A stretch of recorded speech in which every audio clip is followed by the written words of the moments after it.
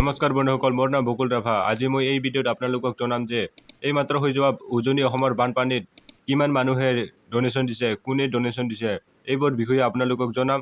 তো ভিডিঅ'টো শেষলৈকে চাই থাকিব। আপোনালোকে জানে যে উজনি অসমত এইবাৰ বানপানীয়ে কেনেকুৱা ভয়াৱহ ৰূপ ধাৰণ কৰিছে। বহুত মানুহে নিজৰ ঘৰ দুৱাৰ খেতি বাতি হেৰুৱাব লগা হৈছে। কিন্তু এই বিপদৰ সময়ত আমাৰ অসমৰ ৰাইজ আৰু কিছুমান অনুষ্ঠানে সাহায্যৰ হাত আগবঢ়াইছে। এতিয়া আহক আমি চাওঁ কোনে কিমান সাহায্য আগবঢ়াইছে বানপানী পীড়িতসকলৰ বাবে। মই আপোনালোকক সম্পূৰ্ণ তালিকাখন দেখুৱাই আছোঁ, আপোনালোকে স্ক্ৰীনত চাই থাকিব। প্ৰথমতে ইয়াতে দিছে ৰিলায়েন্স ফাউণ্ডেশ্যনে 21 কৰোৰ টকা দান কৰিছে। তাৰপিছত হ'ল গৌতম আদানী দিছে 11 কৰোৰ টকা। তাৰপিছত দিছে কাৰ্তিক আৰিয়ানে দিছে 1 কৰোৰ। তাৰপিছত মুকেশ আম্বানী দিছে 25 কৰোৰ।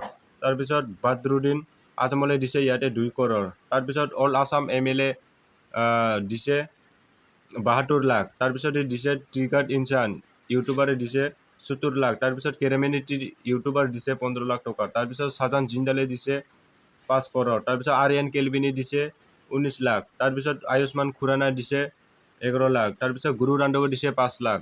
তাৰপিছত দিছে অইল ইণ্ডিয়া লিমিটেড দিছে 5 কৰোৰ। তাৰপিছত ছটসংঘ দিছে 2 কৰোৰ। আৰু বহুতো মানুহে দিছে, কিন্তু মই ইণ্টাৰনেটত যিমান পাইছোঁ সিমানেই আপোনালোকক দেখুৱাই আছোঁ। আৰু বহুতো তেনেকৈ সৰু সুৰা ডনেশ্যন দিয়াবোৰ নাম ইয়াতে মই দিব পৰা নাই।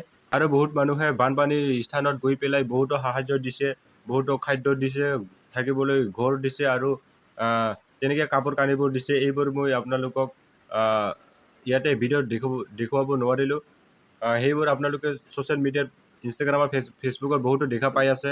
তো এইবোৰ যিমান তথ্য পাইছোঁ মই এইবাৰ আৰু সৰু সুৰা দিয়াসকলৰ মই তথ্য বিচাৰি পোৱা নাই, বা বাধাগ্ৰস্ত ঠাইত গৈ সাহায্য দিয়া মানুহ বহুতো আছে। তো সাহায্যকাৰী ব্যক্তি আৰু অনুষ্ঠানক আমাৰ ফালৰ পৰা অশেষ ধন্যবাদ। আৰু বিপদৰ সময়ত এনেকৈ আগবাঢ়ি অহাটো সঁচাকৈয়ে প্ৰশংসনীয়। আজিলৈ ইমানেই। যদি ভিডিঅ'টো চাই ভাল পালে বা তথ্য সমৃদ্ধ যেন লাগিল, তেতিয়াহ'লে ভিডিঅ'টো লাইক আৰু শ্বেয়াৰ কৰিব, যাতে মানুহক আৰু এই তথ্যটো গম পায়। আৰু নতুন নতুন ভিডিঅ' পাবলৈ চেনেলটো ছাবস্ক্ৰাইব কৰিবলৈ নাপাহৰিব। ধন্যবাদ। জয় আই অসম।